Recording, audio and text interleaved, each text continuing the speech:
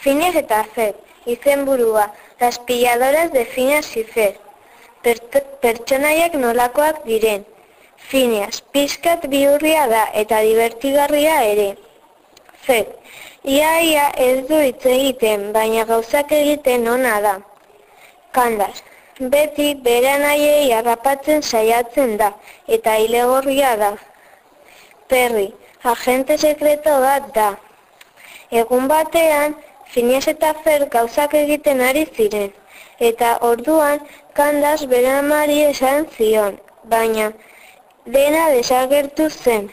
Orduan ez zion harrapatu bere anaiei, eta Isabela esan zion Candaceri, talde bat egiteko. Baldiri tokatzen zitzaion jokua aukeratzea, eta peontzaren jokoa aukeratu zuen eta hasi ziren jolasten. Perry toki eskutadura joan zen eta gero Lozenxmiren etxera joan zen. Lozenxmiren plan gaiztoa ez egiteko.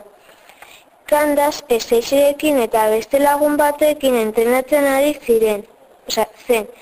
Phineas eta Ferbi harrapatzeko. Phineas eta Ferb bitartean peontza handi batzuk egiten ari ziren.